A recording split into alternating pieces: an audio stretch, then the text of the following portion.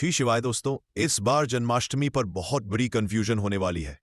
भक्ति कई जगह लिखा है कि जन्माष्टमी 15 अगस्त को मनाया जाएगा और कई लोग कह रहे हैं कि 16 अगस्त को जन्माष्टमी का महापर्व मनाया जाएगा। तो भक्तों, हम आपको सही और सटीक जानकारी इस वीडियो में बताएंगे। भक्तों, चलिए बारी बारी से सभी जानकारी जान लेते हैं। जय श्री कृष्ण, राधे दे भक्ति, नमस्कार। माताएं एवं बहनों, लड्डू गोपाल की कृपा हमेशा ही आप पर एवं आपके परिवार पर बनी रहे। माताएं एवं बहनों, आज की वीडियो बेहद ही खास और ज्ञानवर्धक होने वाली है, क्योंकि आप सभी को हम बता दें कि जन्माष्टमी के दिन कुछ ऐसे शुभ योगी का निर्माण होने जा रहा है। अगर आप अपने जीवन में सुख समृद्धि पाना चाहते हैं, आप अपनी हर एक मनोकामना पूरी करना चाहते हैं, तो आपको हम बता दें कि अगर आप लड्डू गोपाल यानी कि श्री कृष्ण की कुछ ऐसी वस्तुएं हैं, अगर आप कुछ ऐसी चीज हैं जिन्हें आप अगर जन्माष्टमी के दिन या फिर जन्माष्टमी से एक दिन पहले अगर आप इन चीजों को अपने घर ले आते हैं, तो मां के चलिए आपके भाग्य के तारे निराले हो जाएंगे। आप अपने जीवन में जो भी परेशानी से जूझ रहे हैं, वह हमेशा के लिए समाप्त हो जाएगी। माताएं एवं बहनों, आप सभी को हम बता दें कि अगर आप इन चीजों को अपने घर पर ले आते हो और पूरी पूजा विधि के साथ अगर आप इन चीजों को अपने घर पर रख लेते हो, तो मन कर्रर चलिए आपको वह लाभ देखने को मिलेगा जो आपने कभी नहीं देखा होगा। इसीलिए माताएं बहनों से हाथ जोड़कर निवेदन है कि हमारे चैनल की इस वीडियो को आप पूरा जरूर देख लें, क्योंकि हम आपको बता देती कुछ ऐसे शुभ संयोग का निर्माण होने जा रहा है कि इस जन्माष्टमी बहुत ही पवन और चमत्कारी होने वाली है। इसीलिए माताएं एवं बहनों, पहले हम आपको बता देते हैं कि जन्माष्टमी कितनी तारीख को मनाई जाएगी और कौन से बुक शुभ संयोग इस दिन निर्माण हो रही है, जिससे कि हर एक माता बहन को बहुत ही शुभ और मंगलकारी लाभ प्रदान होने वाला है। इसलिए अगर आप लड्डू गोपाल की कृपा पाना चाहते हैं, प्राप्त करना चाहते हैं, तो इस वीडियो को सच्चे दिल से लड्डू गोपाल जी के लिए एक लाइक जरूर ही कर दीजिए। चलिए पहले ये जान लेते हैं कि कौन सी बुक शुभ सहयोग का निर्माण हो रहा है, जो बहुत ही शुभ और मंगलकारी इस जन्माष्टमी पर माने जा रही है। उसके बाद हम जानेंगे कि आखिर वह कौन सी वस्तुएं हैं जिन्हें अगर आप जन्माष्टमी के दिन अपने घर ले आते हैं, तो आपकी हर एक मनोकामना इच्छा एक दिन में ही यानी कि 24 घंटे के अंदर ही पूरी हो जाएगी। एवं आपके घर में अगर धन की कमी है या फिर कोई भी समस्या हो, वह एक दिन में ही समाप्त हो जाएगी। चलिए सभी बातों को हम बारी बारी से जान लेते हैं। जन्माष्टमी पर अब की बार जयंती सहित रोहिणी योग जाने। कृष्ण जन्माष्टमी पूजन का शुभ मुहूर्त। जन्माष्टमी का पर्व इस बार 15 या 16 अगस्त कब है? जन्माष्टमी जानिए। तिथि, पूजा का शुभ मुहूर्त और धार्मिक महत्व। वैदिक पंचांग के अनुसार हर साल भाद्रपद माह के कृष्ण पक्ष की अष्टमी तिथि पर जगत के पालनहार भगवान श्री कृष्ण का अवतरण दिवस मनाया जाता है। हिंदू धर्म में कृष्ण जन्माष्टमी का विशेष महत्व है। पंचांग मुताबिक हर साल श्री कृष्ण जन्माष्टमी भादो मास के कृष्ण पक्ष की अष्टमी तिथि को मनाए जाने का विधान है। इस दिन भगवान श्री कृष्ण जन्मोत्सव होता है। आपको बता दें कि भगवान श्री कृष्ण के जन्म के समय अष्टमी तिथि रोहिणी नक्षत्र, लग्न वृषभ राशि और बुधवार का दिन था। वहीं भगवान का जन्म मध्य रात्रि को हुआ था। इस दिन श्री कृष्ण के बाल स्वरूप लड्डू गोपाल के रूप में उनकी मूर्ति का पूजन करना शुभ होता है। इस साल जन्माष्टमी का पर्व 16 अगस्त को मनाया जाएगा। साथ ही इस दिन सर्वार्थ सिद्धि और अमृत सिद्धि योग बन रहा है, जिससे इस दिन का महत्व और भी बढ़ गया है। आइए जानते हैं तिथि और शुभ मुहूर्त। कृष्ण जन्माष्टमी तिथि 2025 पंचांग के मुताबिक 15 अगस्त को देर रात 11:48 पर भाद्रपद माह के कृष्ण पक्ष की अष्टमी तिथि आरंभ होगी। वहीं 16 अगस्त को रात और 9:35 पर अष्टमी तिथि का अंत होगा। भगवान कृष्ण का जन्म मध्य रात्रि में हुआ है, इसके लिए भगवान कृष्ण का जन्मोत्सव मध्य रात्रि में मनाया जाता है। कृष्ण जन्माष्टमी शुभ मुहूर्त 2025 के 22 में शुभ मुहूर्त 16 अगस्त को रात्रि 12:05 से लेकर 12:45 तक रहेगा। आपको बता दें कि जन्माष्टमी की रात्रि में भगवान श्री कृष्ण की विधि विधान पूर्वक पूजा अर्चना की जाती है। जयंती योग का शुभ संयोग इस दिन चंद्रमा वृषभ राशि में होंगे, जैसा कि भगवान कृष्ण के जन्म के समय संयोग बना है। दरअसल उस दिन भी चंद्रमा वृषभ राशि में ही थे। जिस रात में अष्टमी तिथि मध्यकाल में होती है, उसी दिन जन्माष्टमी का पर्व मनाया जाता है। इस दिन रोहिणी नक्षत्र और चंद्रमा का वृषभ राशि में होना बेहद ही शुभ फलदायक रहेगा। साथ में अगर जन्माष्टमी पर सोमवार या बुधवार हो जाए तो यह बहुत ही दुर्लभ संयोग बनाता है। बुधवार और सोमवार को जन्माष्टमी होने पर जयंती योग का शुभ संयोग बनता है, जिसे जयंती योग भी कहते हैं। दरअसल जिस दिन भगवान कृष्ण का जन्म हुआ था उस दिन बुधवार था। ठीक इससे 6 दिन बाद यानी सोमवार को भगवान कृष्ण का नामकरण आदि कार्य किए गए थे। इसलिए जन्माष्टमी सोमवार या बुधवार में होना बेहद शुभ मानी जाती है। माताएं एवं पहलू, आप सभी को हम बता दें कि आपको कुछ ऐसी गलतियां हैं जो कि आपको जन्माष्टमी के दिन भूल कर भी नहीं करनी चाहिए। ये जानना आपके लिए बेहद ही जरूरी और खास है, क्योंकि अगर आप जन्माष्टमी का व्रत रखती हैं तो आपको ऐसी गलतियां भूल कर भी नहीं करनी चाहिए। इसके बाद हम जानेंगे कि आपको जन्माष्टमी के दिन कौन सी वह चीज है जो अपने घर पर जरूर ही ले आनी है।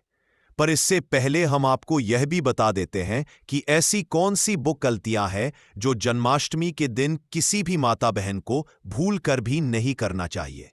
नहीं तो घर पाप लगता है और इसे आपके परिवार को बहुत ही ज्यादा कष्टकारी दुख का सामना करना पड़ सकता।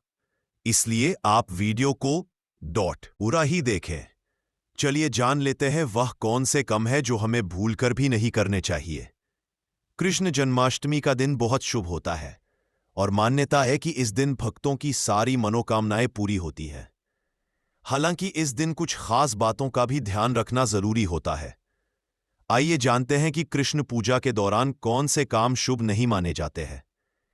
जन्माष्टमी के दिन भूलकर भी तुलसी के पत्ते नहीं तोड़ने चाहिए। भगवान विष्णु को श्री कृष्ण का अवतार समझा जाता है। मान्यता के अनुसार तुलसी भगवान विष्णु को अत्यंत प्रिय है, इसलिए इस दिन तुलसी के पत्ते तोड़ना शुभ नहीं समझा जाता है। मैं माता एवं बहनों, आप सभी ऐसी गलती भूलकर भी ना करें, क्योंकि इससे घोर पाप लगने की आशंका बनी रहती है। इसलिए आप सभी को इस गलती को भूलकर भी नहीं करना चाहिए, नहीं तो आपके घर में कल इसका मां बन जाता है और ना ही अपने घर पर किसी को यह चीज करने दी। चलिए अगली गलती जान लेते हैं जो आपको भूलकर भी नहीं करनी चाहिए। जो लोग जन्माष्टमी का व्रत नहीं रखते हैं उन्हें भी इस दिन चावल नहीं खाना चाहिए। एकादशी और जन्माष्टमी के दिन चावल और जौ से बने भज्य पदार्थ खाना वर्जित समझा जाता है। माता एवं बहनों, आपको हम बता दें, इस दिन चावल होते हैं, उन्हें आप भूलकर भी ना खाएं। यह अच्छा नहीं समझा जाता और लड्डू गोपाल को ऐसी चीज कभी भी अच्छी नहीं लगती है, जो कि आप अगर जन्माष्टमी के दिन ऐसी चीज खाते हैं तो यह बिल्कुल भी शुभ नहीं समझा जाता, बल्कि अशुभ ही समझा जाता है। इसलिए आप इन चीजों का सेवन भी भूलकर भी ना करें। आज के दिन लहसुन, प्याज या कोई भी अन्य तामसिक भोजन नहीं करना चाहिए। इस दिन घर में मांस और शराब नहीं लाना चाहिए। इस दिन प्याज और लहसुन को तो भूलकर भी नहीं खाना चाहिए, क्योंकि यह तामसिक भोजन में आते हैं और इन चीजों को आप भूलकर भी सेवन नहीं करना चाहिए, क्योंकि यह बिल्कुल भी अच्छा नहीं समझा जाता। और लड्डू गोपाल भी इन चीजों का अगर आप जन्माष्टमी के दिन सेवन करते हैं तो लड्डू गोपाल आपके घर से दूर चले जाते हैं और वो नाराज हो जाते हैं। इसलिए आप इन चीजों का सेवन भूलकर भी ना करें, तो आपके लिए यह बहुत ही शुभ और मंगलकारी समझा जाएगा। कृष्ण जन्माष्टमी के दिन भूलकर भी किसी का अनादर ना करें।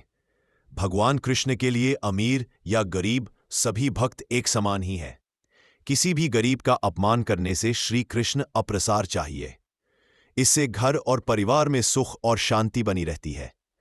जन्माष्टमी के दिन ब्रह्मचर्य का पालन करना अनिवार्य होता है। इस दिन पूरे पवित्र मन तन से भगवान की पूजा करनी चाहिए। इस दिन भूलकर भी गायों का अपमान नहीं करना चाहिए।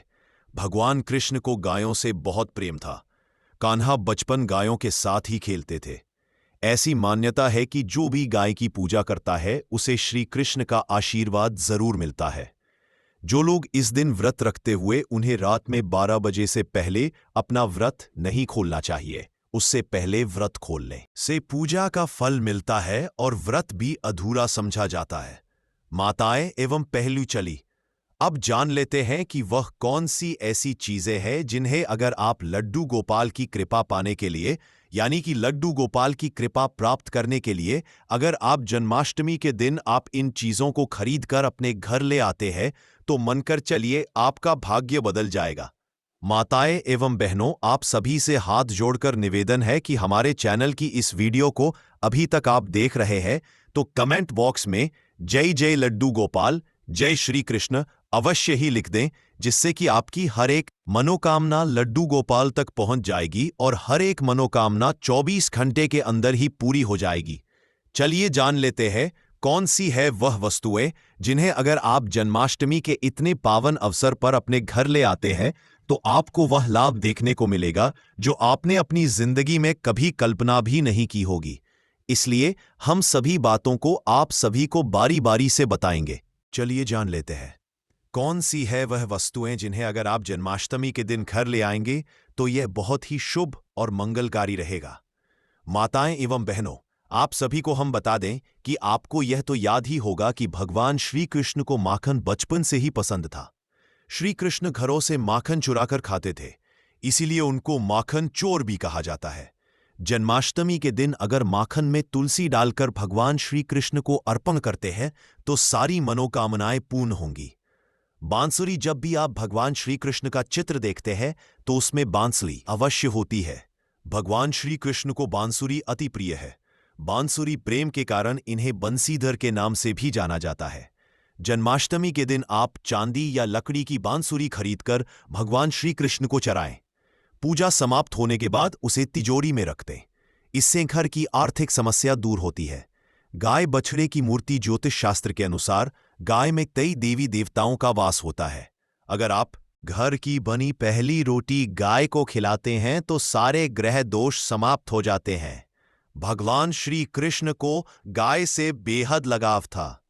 गाय के दूध से बना घी मक्खन वह खाते थे, इसीलिए जन्माष्टमी के दिन गाय बछड़े की मूर्ति को आप घर के मंदिर या मकान के ईस्ट कोण में रखते हैं तो सुख समृद्धि की प्राप्ति होगी। झूला, श्री कृष्ण के लड्डू गोपाल स्वरूप को हमेशा झूले में स्थापित किया जाता है, इसीलिए लड्डू गोपाल को झूला अत्यंत पसंद है। जन्माष्टमी के दिन झूला खरीदकर लड्डू गोपाल को उसमें स्थापित करें। घर में सुख शांति बनी रहेगी।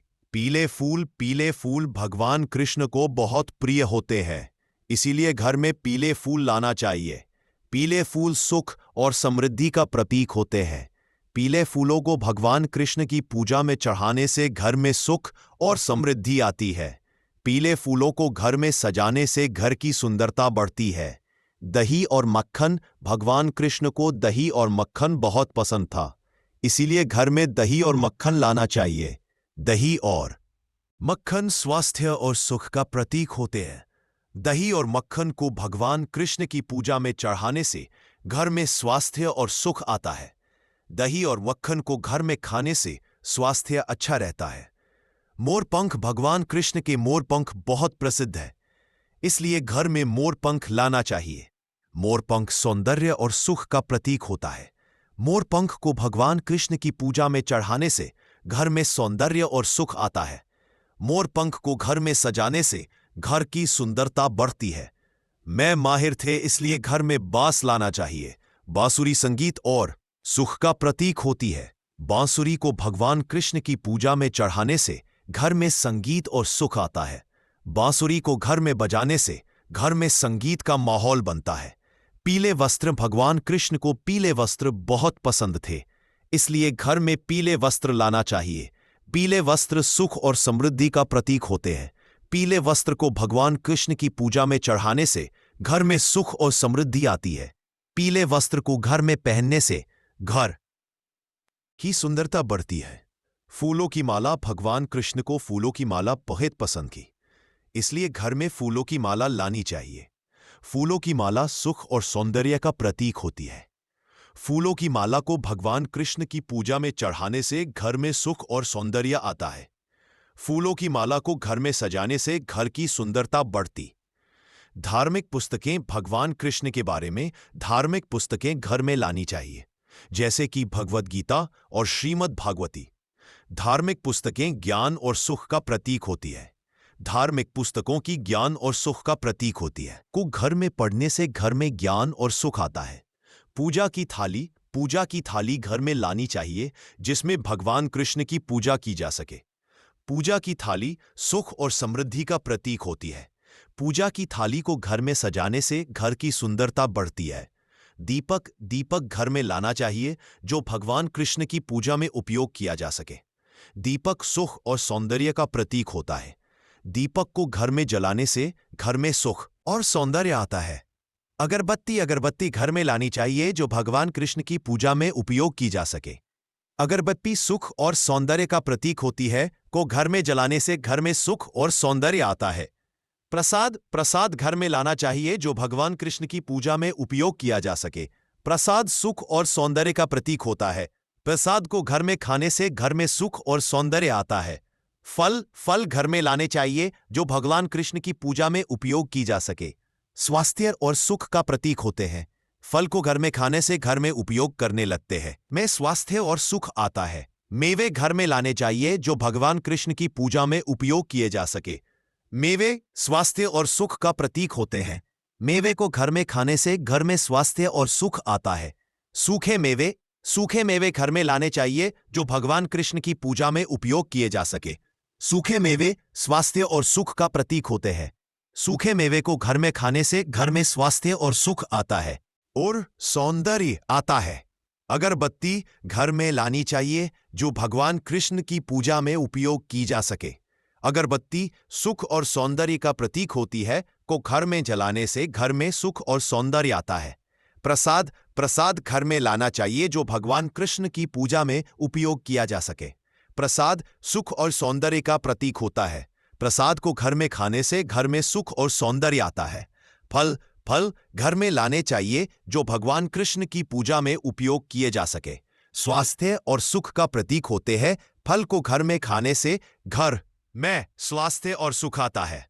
मेवे घर में लाने चाहिए जो भगवान कृष्ण की पूजा में उपयोग किए जा सके।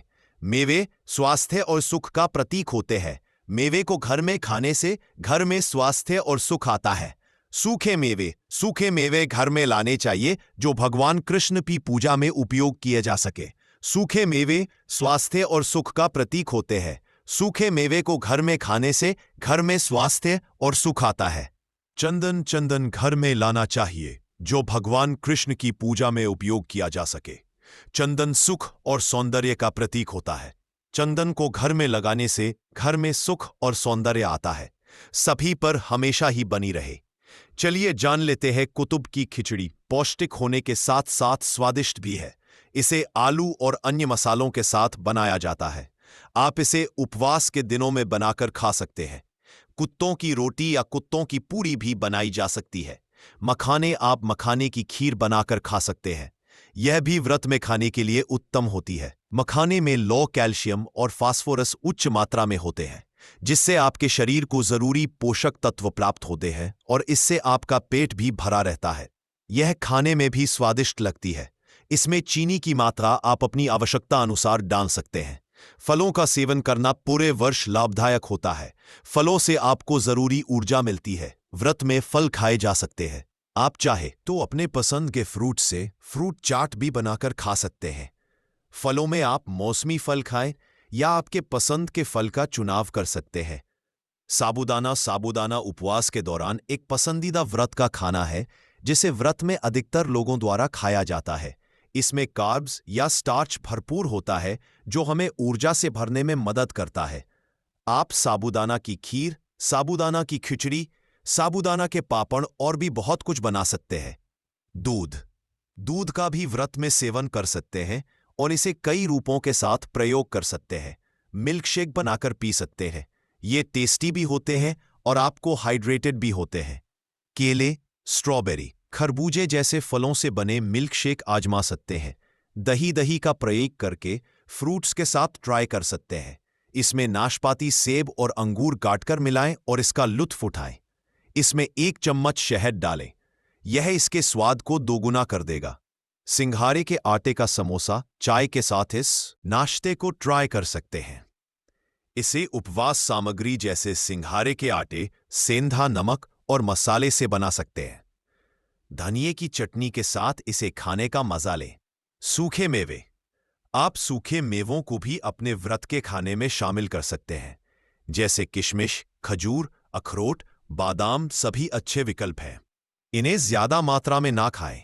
आलू व्रत में आलू एक बेहतरीन आहार है क्योंकि इसे कई तरह से पकाया जा सकता है, जैसे आलू खड़ी, आलू की सब्जी, खट्टे मीठे आलू, आलू मूंगफली के दाने। यह उपवास करने वालों के लिए एकदम सही है।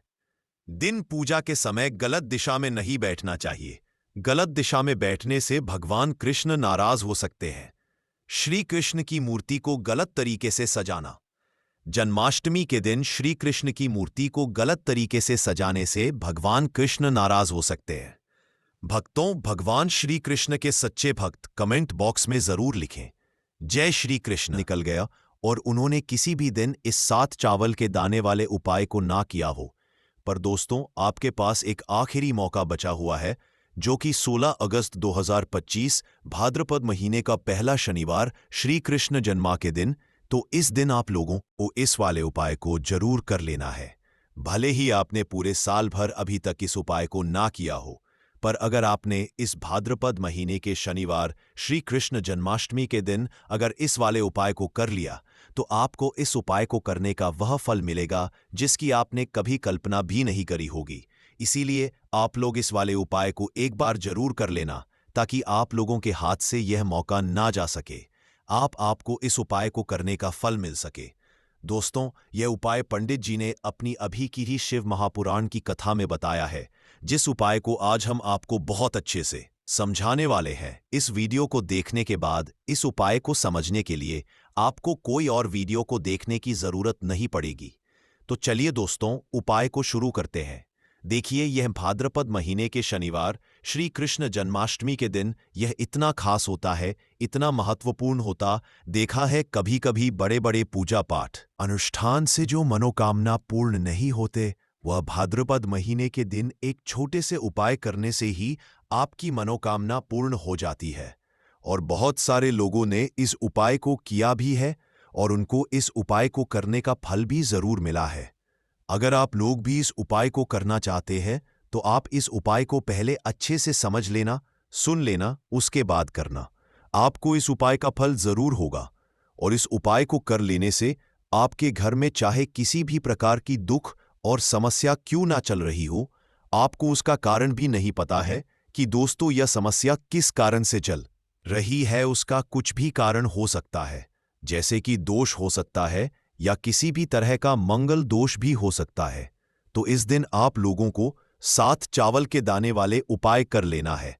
यह एक ऐसा उपाय है जिस उपाय को अगर किसी विशेष दिन पर किया, तो दोस्तों उस विशेष दिन का जो है वह तो हमें मिलता ही मिलता है, पर हमने उस दिन उपाय को किया है तो हमें उससे भी बड़ा फल मिलता है। और फल बहुत जल्दी मिलता है, क्योंकि आप इस उपाय को बहुत ही बड़े और विशेष दिन पर कर रहे हो। तो चलिए अब उपाय के बारे में बात करते हैं, लेकिन उससे पहले आप लोगों को यह जानना आवश्यक है कि आखिर यह उपाय किस समय करना है, किसको करना है और कैसे करना है। तो चलिए हम आगे आपको वीडियो में एक एक करके बता देते हैं। लेकिन उससे पहले अगर आप लोग हमारे चैनल पर नए हैं, तो हमारे चैनल को कर लेना और इस वीडियो को लाइक करके कमेंट बॉक्स में श्री शिवाय नमस्तुभयम ओम नमः शिवाय जरूर टाइप कर देना। तो दोस्तों, इस 7 चावल के दाने वाले उपाय को हमें इस शनिवार श्री कृष्ण जन्माष्टमी के दिन कैसे करना है, किसको करना है, किस समय करना है और कहां पर करना है, यह सारे सवालों के जवाब आपको इस वीडियो में मिल जाएंगे। और जो ये वीडियो देखेगा दोस्तों, उसको 7 चावल के दाने वाला उपाय जरूर करना चाहिए, क्योंकि इस दिन 7 चावल के दाने भी बहुत ही बड़ा और विशेष महत्व होता है। और जब बात आ जाए 7 चावल के दाने की, तो ये सोने पर सुहागा वाली बात हो जाती है और ये एक बहुत ही बड़ा उपाय हो जाता है इस भाद्रपद शनिवार श्री कृष्ण जन्माष्टमी का। तो अब दोस्तों, इस 7 चावल के दाने वाले उपाय को आखिर करना किसको है, सबसे पहले हम लोग वह बात जान लेते हैं। तो देखो, घर की जो बड़ी माताएं बहनें होती है, उन माताओं बहनों में से कोई भी एक बड़ी माता बहन इस वाले उपाय को कर होती है। और दोस्तों, अगर आप चाहे तो अपने घर में से सभी सदस्यों को भी इस उपाय को करवा सकते हैं। अगर किसी व्यक्ति की खुद की कोई मनोकामना है, खुद की कोई दुख और परेशानी है जो कि वह अपने लिए ही करना चाहता है इस वाले उपाय को, तो वो खुद अपने लिए भी कर सकता है। बाकी अगर कोई घर में से ऐसा है जो कि अपने पूरे घर परिवार की सुख और शांति के लिए ये वाला उपाय करना चाहता है, तो दोस्तों वह भी कर सकता है, उसमें भी कोई दुख वाली बात नहीं है। कहने का मतलब ये है कि इस उपाय को हर एक सदस्य भी कर सकता है और पूरे घर परिवार के सदस्य के लिए घर की बड़ी माताओं बहनों में से कोई एक माता बहन ही कर सकती है। माताएं बहनें अगर घर में उपस्थित ना हो या वह यह वाला उपाय ना कर पा रही हो तो फिर घर का कोई बड़ा सदस्य भी इस 7 चावल के दाने वाले उपाय को कर सकता है, चाहे फिर वह पुरुष ही क्यों ना हो। उसमें कोई भी दिक्कत वाली बात नहीं है। 7 के दाने वाले उपाय को आखिर इस उपाय को हमें किस समय करना है? सुबह के समय करना है कि शाम के समय करना है? तो देखो, इस वाले उपाय को आप लोग सुबह के समय भी कर सकते हो और शाम के समय प्रदोष काल में भी कर सकते हो। अब अगर आप पूछो कि दोस्तों सबसे उत्तम समय कौन सा रहेगा इस 7 चावल के दाने वाले उपाय को करने का, तो हम आपसे बस यही कहेंगे कि इस उपाय को आप सुबह के समय करेंगे तो ज्यादा बेहतर होगा। बाकी अगर प्रदोष काल शाम के समय भी करेंगे तो भी अच्छा होगा, उसमें भी दिक्कत वाली बात नहीं है। तो अब दोस्तों जो अगली सबसे बड़ी और महत्वपूर्ण बात आती है वह ये आती है कि सुबह अगर हम उपाय को करेंगे तो हमें कितने बजे से लेकर कितने बजे तक के बीच में करना है, और शाम के समय प्रदोष काल में करेंगे तो हमें कितने बजे से लेकर कितने बजे के बीच में करना है। तो देखो, सुबह जितनी जल्दी हो सके आप उपाय को करने की कोशिश करना। बाकी अगर किसी कारणवश लेट भी हो जाओ, थोड़ी देर हो जाए, तो 10 या 12 बजे तक भी आप उपाय कर लेना, पर 12 बजे से ज्यादा देरी ना हो, ठीक है? इस बात का ध्यान रखना। उसके बाद में दोस्तों अगर शाम के समय प्रदोष काल की बात करें, प्रदोष काल का जो समय होता है वह शाम के 6 बजे से शुरू हो जाता है। मतलब शाम के 6 बजे से लेकर 7 बजे के बीच का जो समय होता है यह समय प्रदोष काल का समय होता है। पर अभी जो मौसम चल रहा है, इस मौसम में जो है शाम बहुत देरी से होती है, तो आप इस उपाय को 7 से 8 बजे के बीच में भी कर सकते हो। मतलब शाम के 6 बजे से रात 8 बजे के बीच में आप कभी भी इस उपाय को कर सकते हो, उसमें कोई भी दिक्कत वाली बात नहीं है। देखिए दोस्तों, एक एक करते हुए हम उपायों को समझेंगे। सबसे पहला उपाय बहुत ही आसान सा उपाय है। देखो, यदि आपको ऐसा लगता है कि बाबा आपकी सुन ही नहीं रहे हैं, बाबा आपकी मनोकामना परिपूर्ण कर ही नहीं रहे हैं, आपने कई उपाय कर लिए, कई आपने इच्छाएं महादेव के सामने दी, लेकिन आपकी मनोरथ जो है वह परिपूर्ण हो ही नहीं रही है, और आप चाहते हैं कि वह मनोरथ जो आप कई दिनों से बाबा से मांग रहे हैं वह परिपूर्ण हो जाए, तो आपके जीवन के जो दुख तकलीफ है ये सब दूर हो जाए। देखिए, हो सकता है आपके घर में कोई कोर्ट केस चल रहा है या आपके घर में बहुत ज्यादा लड़ाई झगड़े चलते हैं, तो आपके घर में अगर शांति नहीं है, आपके घर में धन की कमी है, धन की वजह से घर में बहुत ज्यादा लड़ाई झगड़े चल रहे हैं, तो आपकी तकलीफ दूर होने वाली है। स्वयं नंदी जी वाला यह विशेष उपाय है। नंदी जी के कान में कुछ बोलना है, नंदी जी के कान में इस प्रकार से बोलना है और आपकी मनोकामना परिपूर्ण हो जाएगी। देखो, क्या क्या चीजें आपको लेनी है पहले ये समझ लीजिए। आपको लेना होगा एक बेलपत्र। बेलपत्र तीनों पत्ती होनी चाहिए, कहीं से भी खंडित नहीं होना चाहिए, ठीक है? बेलपत्र के साथ में आपको लेना है पीला चंदन, मात्र एक बूंद। छोटी सी टिक्की आपको लगानी है बेलपत्र में, इसीलिए थोड़ा सा ही पीला चंदन आपको लेना है और इस पीले चंदन के अंदर थोड़ा सा जल मिला देना है कि गीला हो जाएगा, पेस्ट के रूप में तैयार हो जाएगा। आ गई इतनी बात समझ में? अब आपको क्या करना है, आपको साथ में लेना है 7 चावल के दाने। महादेव आपका साथ देने वाले हैं इन 7 चावल के दानों से। अब आपको क्या करना है, भगवान शिव के मंदिर में आपको जाना है। नंदी जी है, नंदी जी के पास में, मतलब जो पैर उठा हुआ रहता है ना नंदी जी का, उस साइड आपको सीधे साइड आपको बैठना है। इस यहां पर जैसे ही बैठोगे यहां पर आपको बेलपत्र लेना है और बेलपत्र की जो ये बीच की जो डंडी है यहां पर आपको मात्र पीले चंदन की एक बिंदी लगा देनी है। पीले चंदन की बिंदी लगा दी। अब ये जो ऊपर वाली जो पत्ती है यहां पर एक एक करते हुए 7 चावल आपको रखना है, ठीक है? 7 चावल आपने ऊपर वाली पत्ती पर रख दिए। या देखो, एक प्लेट ले जाना, तो प्लेट के ऊपर आप बेलपत्र रख देना, फिर टीकी लगा देना, फिर उसके बाद आप ये 7 चावल के दाने रख देना, ठीक है? अब आपको क्या करना है, जहां पर आप नंदी जी के वहां पर बैठे हो, तो नंदी जी के कान में आपको आपकी जो भी इच्छा है, जो आप चाहते हैं कि महादेव परिपूर्ण करें, और नंदी जी के कहने पर महादेव आपकी मनोकामना निश्चित तौर पर परिपूर्ण करेंगे। तो आपको क्या करना है? नंदी जी को कान में आपको बोल देना है, जो भी आपके तकलीफ है, जो भी आपके कष्ट हैं, वह सब दूर हो जाएं, ऐसी आपको कामना करना है। और नंदी जी के कानों में आपको बोल देना है, जो भी आप चीज बोलेंगे वह नंदी जी भगवान से विनय करके बोलेंगे, और नंदी जी की बात भगवान शिव नहीं टालते हैं। और इसीलिए आप जो भी इच्छा है, आपकी जो भी कामना है, वह आपको विशेष बोलना है, और उसके बाद आपको वहां से उठना है। ठीक है, नंदी जी को कान में मनोकामना बोल दी, फिर उठना, फिर उसके भगवान शिव के वहां पर जाना। और ये बेलपत्र है, ये बेलपत्र चिकना वाला साइड जो है, और भगवान शिव के शिवलिंग के ऊपर इसे अर्पित कर देना है। अर्पित कैसे करोगे? वो चिकना वाला साइड है, वो नीचे की साइड हो जाना चाहिए। अब जैसे ही आप अर्पित करने जाओगे तो चावल के दाने तो गिर जाएंगे, यानी कि जैसे ही अर्पित करने जाओगे तो भगवान शिव के शिवलिंग के ऊपर चावल के दाने गिर जाएंगे, क्योंकि वह किसी से भी चिपके हुए नहीं है, तो कोई तकलीफ नहीं है। वह जैसे आप अर्पित करोगे ना, भले के दाने भगवान शिव के शिवलिंग पर गिर जाएं, वह कोई तकलीफ नहीं है। बस आपको यह जो बेलपत्र है, यह आपको उल्टा अर्पित कर देना है, यानी कि जो पीला चंदन है भगवान शिव के शिवलिंग पर स्पर्श होना चाहिए, और इस प्रकार से आपको अर्पित कर देना है। डंडी का जो हिस्सा है जलाधारी की तरफ हो जाना चाहिए। बस इतना सा प्यारा सा उपाय एक बार करके देखिए, निश्चित तौर पर महादेव आपकी जो भी मनोरथ है, जो बाबा से कई दिनों से मांग रहे हैं, वह निश्चित तौर पर परिपूर्ण हो जाएगी। आ गई इतनी बात समझ में? देखिए, अब हम बात करते हैं दूसरे उपाय की। देखिए, यह उपाय जीवन में ऊर्जा का है। शनिवार का दिन है और श्री कृष्ण जन्माष्टमी है।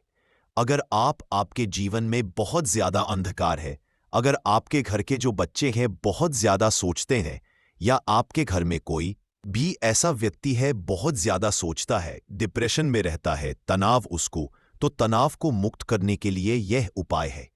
भाग्य में जीवन में तेज की प्राप्ति नहीं है, तेज यानी कि ऊर्जा नहीं है, उदासी रहती है, जीवन में आलस बहुत है, तो फिर उस व्यक्ति को यह उपाय करना चाहिए।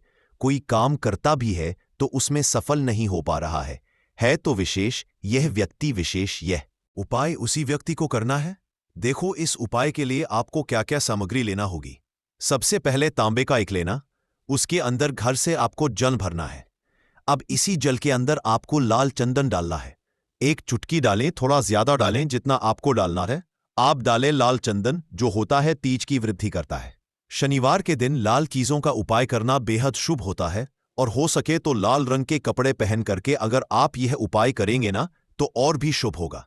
यह लाल चंदन मिश्रित जल आपको क्या करना है?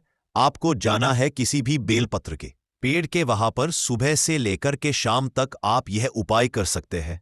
शनिवार की अष्टमी पर सुबह से लेकर के शाम तक आप बेलपत्र के पेड़ के वहां पर जाना, उत्तरमुखी होकर के। आपके जीवन के अंधकार दूर हो, जो भी आप स्मरण करेंगे, आप लेट उठते हैं, आपसे कोई कार्य बनता नहीं है, आपके जीवन में रोग बहुत ज्यादा है, तो भी आप यह उपाय करेंगे तो आपको उसका स्मरण करना है कि यह समस्या मेरी महादेव आपको दूर करना है।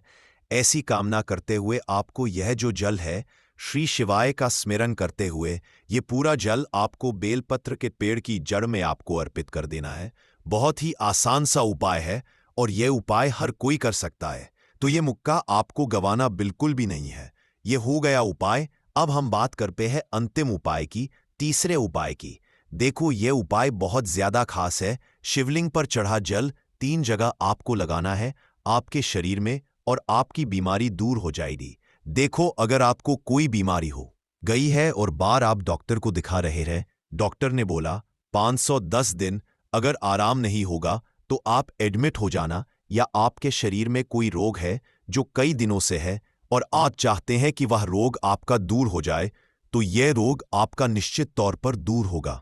बहुत ही आसान सा उपाय है, घर का कोई भी व्यक्ति यह उपाय कर सकता है, या रोगी व्यक्ति भी यह उपाय कर सकता है। तांबे के पात्र के अंदर 1 लोटा जल लेना है, और आपको आज के दिन यानी कि शनिवार की अष्टमी के दिन आपको जाना है भगवान शिवा के मंदिर में, और अब आपको क्या करना है, इस उपाय को समझना। एक लोटा जल है।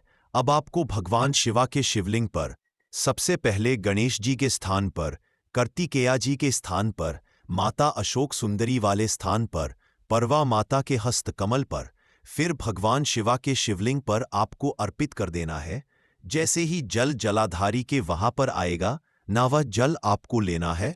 ठीक है, जल जेल लिया आपने। अब आपको क्या करना है, महादेव से प्रार्थना करना है कि यह बीमारी को दूर करने के लिए मैं मेरे घर पर लेकर के जा रहा हूं इस व्यक्ति को। यह व्यक्ति जो है यह बीमार है, इसकी जो परेशानी है यह आपको दूर करनी है।